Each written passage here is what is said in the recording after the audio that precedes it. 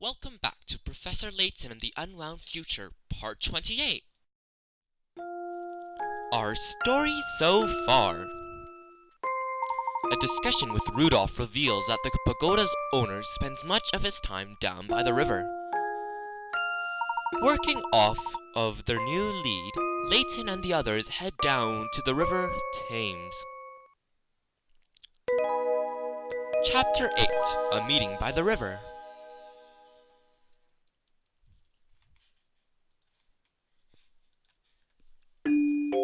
So let's now go to the river by the Thames by leaving Chinatown.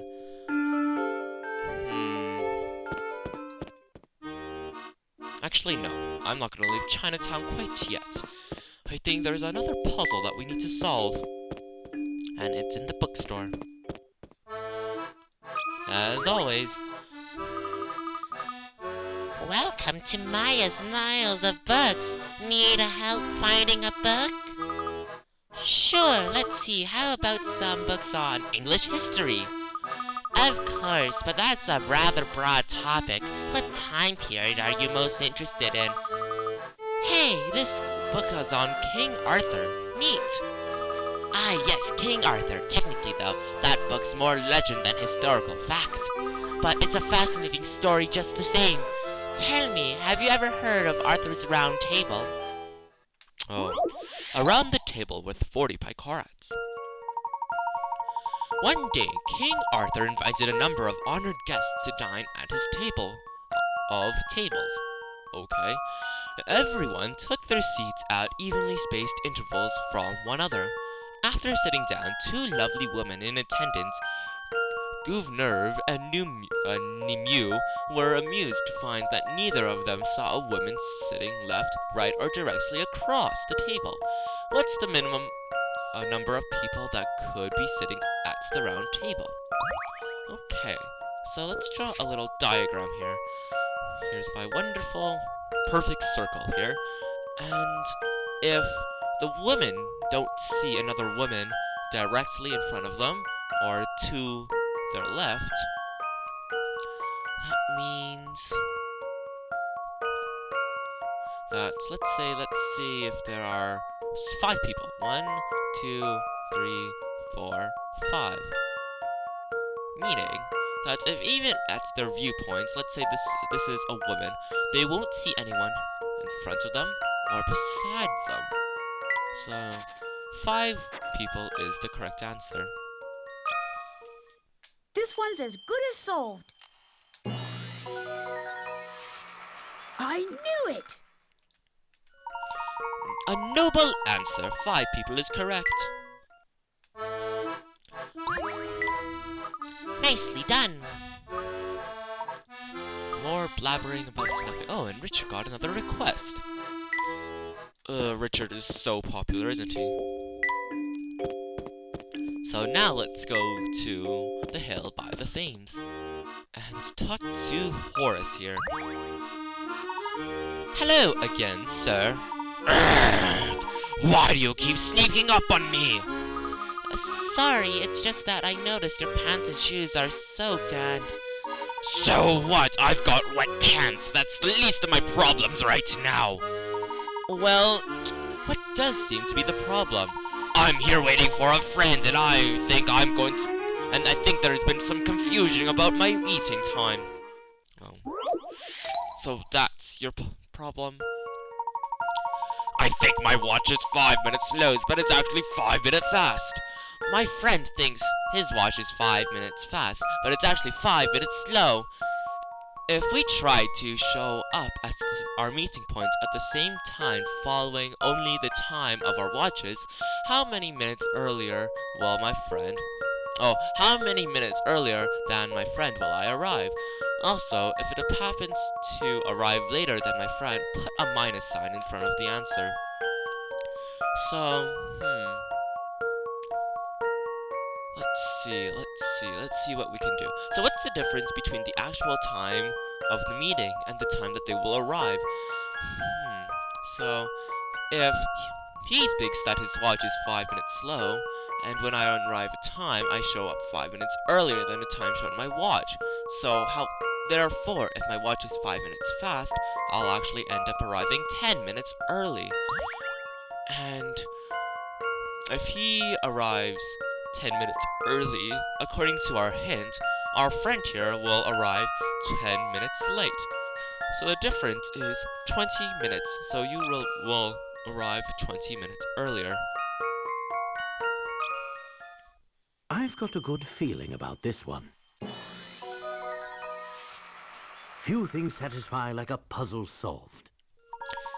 Smart.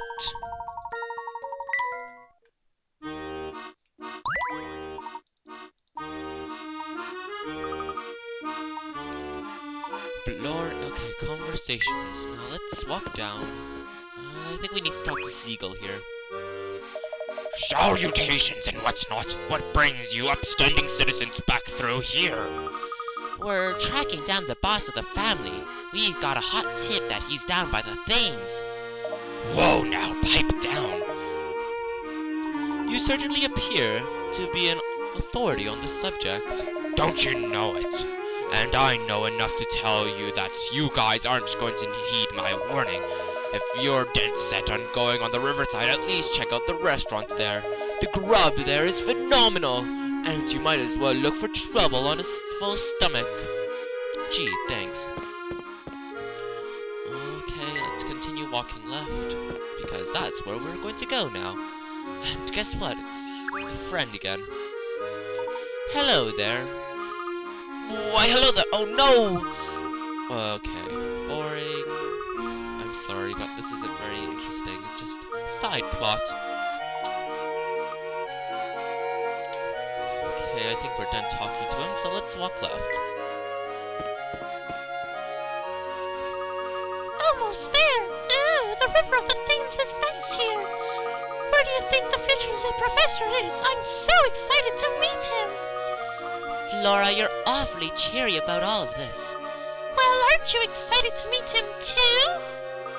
Oh, is Flora interested in older guys? Or like really old guys? I want to find him, but I can't say I'm looking forward to meeting a criminal. Those stairs over there should take us down to the riverside area. Let's not waste any time then. Let's go down. But you know what? I am going to waste time and walk down. And continue to walk down. And moreover, walk down again. And walk left, because I'm a rebel.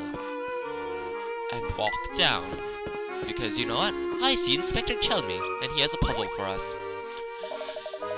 Greetings, Layton. What goes your investigation?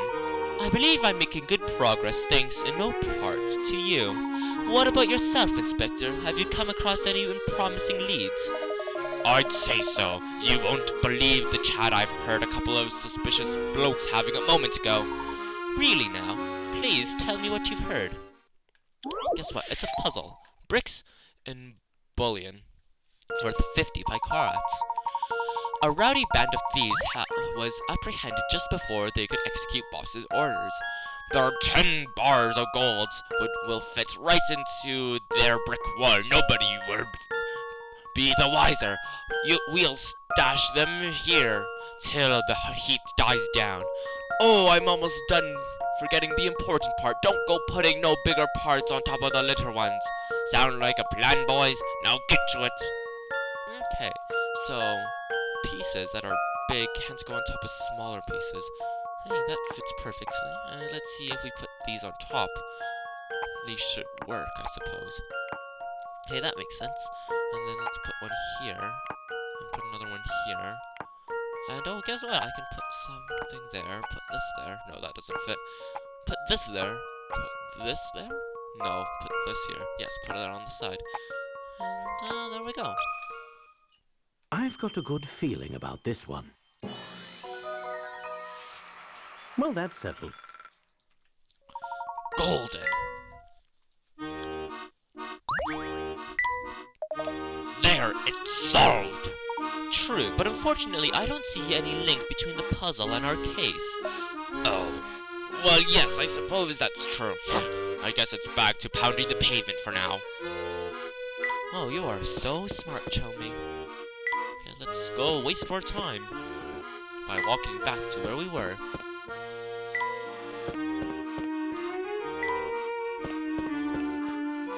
Okay, here we go. Now let's leave and investigate the riverside. Oh, do you think there'll be hint coins here? Probably, so let's collect them. Take my arm, Flora. You can always rely on a true gentleman. Okay, that's one. I do believe those you are used to catch fish. Interesting. Okay, that's two. The third one is, I think, here. Yes. Okay, now let's walk to the right. Wow, the river looks like it's going to go on forever. It's so pretty. Okay, hint coins, hint coins. That's one. Don't mind me. I'm just gonna rest here for a moment. Okay. Okay, that's Up close, the river looks a lot dirtier than I expected. okay, that's two. That's three. Let's talk to you over there. Careful now. That rabbit looks awfully, agitated. I don't like that glint in his eye. He looks like he could attack us at any moment.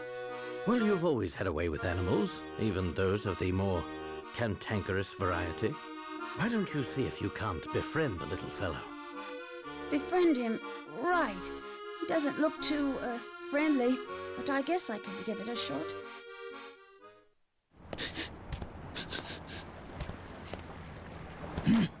What do you want? Hello. I hope you're enjoying this lovely day. Would you mind if we pass through here? Yeah, you humans are so full of yourself. Always acting like you own a place. But this here's my turf. Take one more step and I'll rearrange your kneecaps. Sorry, Mr. Rabbit. I didn't mean to... Mr. Rabbit? Ah, please. What storybook do you get that from? The name's Subject 3, okay? And don't get any stupid ideas about us being friends just because you know my name now.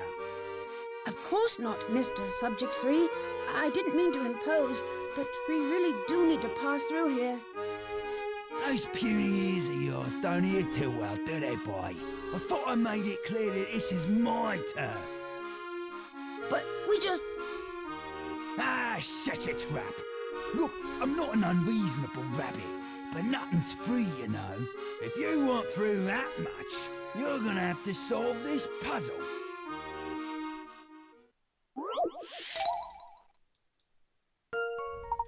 Okay, this peculiar rabbit has a unique method of getting around. He travels 7 centimeters with each hop, but when he lands, he immediately hops 30 centimeters towards the direction of his tail pointing. Tail pointing. On a straight line, what is the minimum number of hops it will take this rabbit to reach a spot 10 meters away? Okay, so if he starts here and then jumps 70 centimeters and lands here, basically what it means is that, yeah, if he hops twice, he'll make 1 meter. Okay, and if 1 meter is equal to, so as you know, division, what's 20 divided by 2? Because so 2 hops is equal to 1 meter. So 2 divided by 10, whoops. So how many hops does it take? So considering considering it as there are 10 meters, multiply that by 2 is equal to 20. So the answer here is 20. Here's my answer. I knew it! Hop hop hooray!